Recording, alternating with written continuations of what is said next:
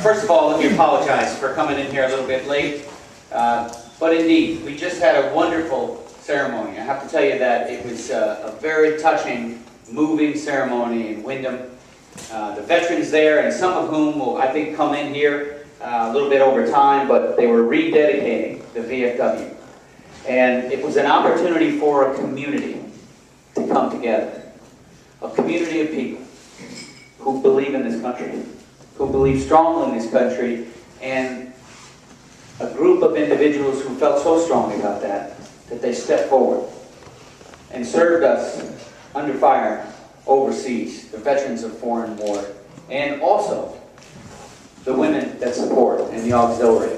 And I will tell you that they honored up there today Sergeant Bristol from the Wyndham area, who, for his extraordinary heroism in Burma, was awarded the Distinguished Flying Cross.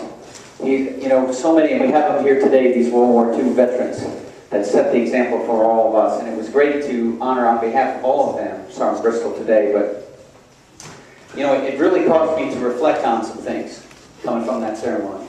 And I will tell you that as much as I really appreciate that very, very warm introduction, I have to tell you that since my earliest days, my focus has been on service.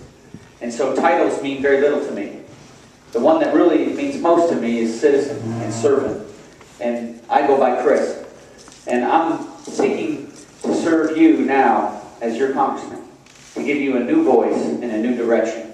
Because I'm inspired by the exceptional nature of our country and the potential for our greatness, for restoration of our greatness. And you think about the founding, and you think about what kind of country we were. It's really worthwhile doing that every now and then. In the fast-paced nature of 2010, sometimes we can lose sight of what it was like to be here, to live here in 1775, and to have been visited upon us all this taxation without representation, soldiers quartered in our home, the ability for our government to come and take our arms from us. All of these things were occurring. And in the midst of all that, 55 Americans who, quite frankly, were living a blessed life.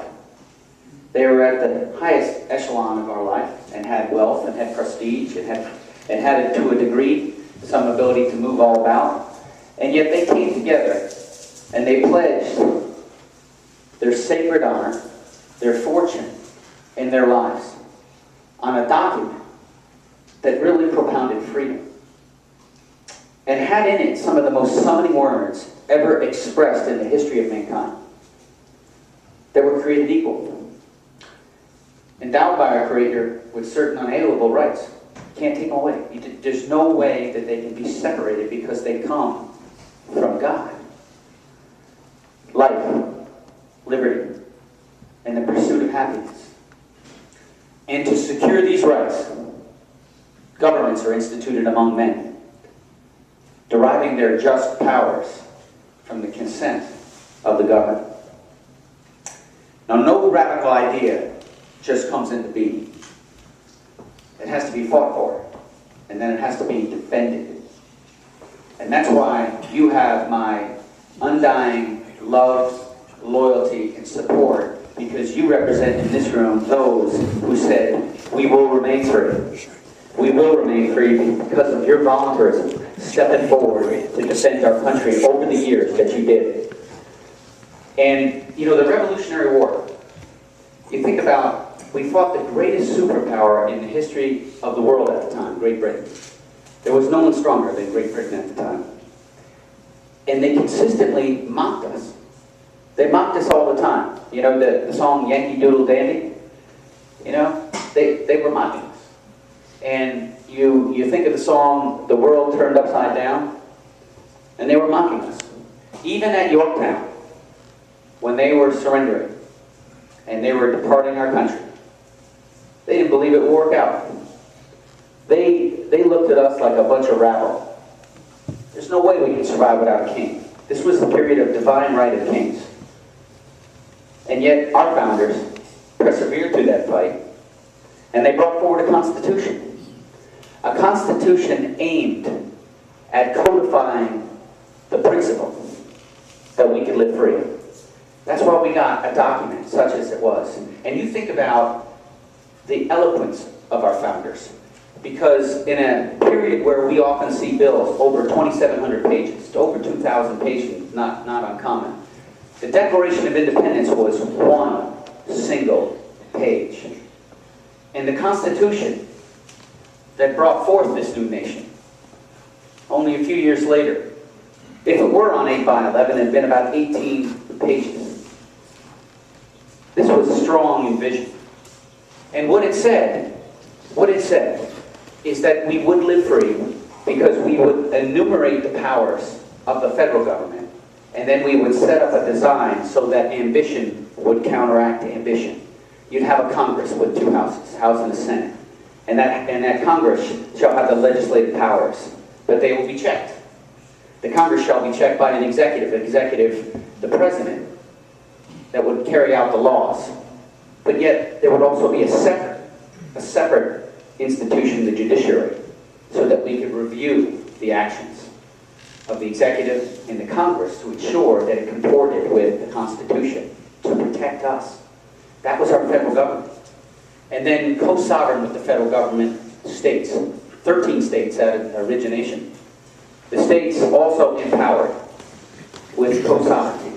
And then behind all that, us armed populace, us with rights. And you think about the Bill of Rights, and we recognize the fact that we're all products of our experience, and the founders were no different. You know, the founders had just been through that searing experience with King George. And if you have a moment to read the Declaration of Independence, I strongly commend you to do it. Go through that document again, because after those incredibly powerful words at the outset, the last 2/3 of the document is a divorce document. It lays out why we told the world we were breaking away from Great Britain. All those grievances that were visited upon us. I mentioned some of them earlier. You take that and do a crosswalk with the Bill of Rights, and you'll see why they're there. That First Amendment is so that our executive and our Congress, empowered by that Constitution, could not take away from us the right to free speech, the right to assemble, the right to petition our government, the right to practice our religion. The Second Amendment. The Second Amendment was put there because in 1775, when Paul Revere was writing, when he was telling us who was coming, the Brits, they were going to get our guns. That's where they were going. They were going to conquer, because that's where the magazine was. That's where the guns and the ammunition were. And keep in mind that we look now in 2010 and we say that's the Brits going for our guns. In 1775, that was our government. That was our government going to get our guns. The Second Amendment was put there to say you can't do that. We have the right to keep and bear arms as part of what it means to be free, to not be a subject, but to be a citizen. And there's a big difference. It's the freedom that comes along with it, the freedom and the responsibilities. And I'm inspired today to be with you because you understand that. You understand the responsibilities that go with freedom, because you were willing to put your life on the line for that. And that means everything. And as we go forward today, in 2010, we recognize that we're a country that's in troubled times. Not lost on anyone here today. Too many of our neighbors are out of work. At 9.6% unemployment, this at 14 straight months, after 14 straight months, this is the longest period of unemployment above 9% since the Depression. Very serious circumstance.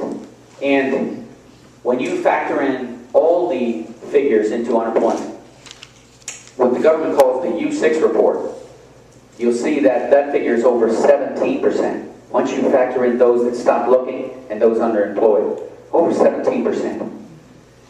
We are not realizing our potential right now. We know this. And this is why all across America and in New York 20, in the 137 towns across this congressional district, Americans are rising up.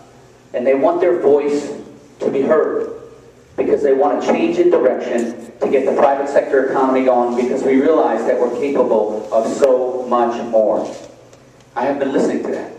I've been listening very careful to that, and I will tell you that our platform is derived from having listened. You know, my opponent, he was a successful businessman, but he's not acting that way in the Congress. His peers give him an F. His peers, when he was in Missouri, he was part of the National Federation of Independent Businesses, great organization that represents small businesses. They rate him a 43%, an F. So while he was a successful businessman, that's not the kind of representation that we have in Washington, D.C. Now for myself, I spent my adult life defending this country. And as you know, over the last 10 years, that has meant helping war-torn communities get back up on their feet after insurgency. So I've had to work with local leaders, mayors, members of council, civil service, to help get infrastructure going, to help get economies going. So I can appreciate the plight of a small business owner. And I've been to school to study our American government system. And I've taught that at the United States Military Academy at West Point. And I spent some time on Capitol Hill working for the chairman of Defense Appropriations Subcommittee. So I believe I've got the skills, the attributes, and the experiences to represent you, to give you that voice that you're looking for in the United States Congress. But you know, I want to mention two other things that I think provide me the advantage to represent you. Number one is empathy. Empathy. I grew up here. I grew up not far from here. I grew up in Kid Road in Columbia County, a county a lot like Greene County. And I grew up in a working class family. A dad, a laborer, worked for Otis Elevator, part of a union. And I saw what it's like for him to work hard every day. I also saw what it's like for him to be unemployed and to have to collect unemployment insurance. A tough thing for a proud man to do.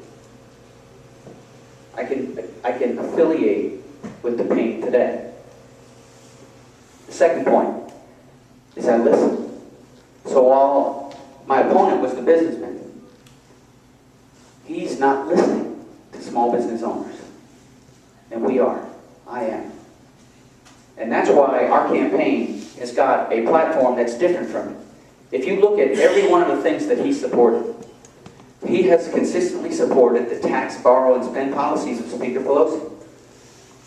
On the health care bill, despite the fact that it was widely known that the people here in the 20th District did not want to see that visited upon us, he voted for that bill.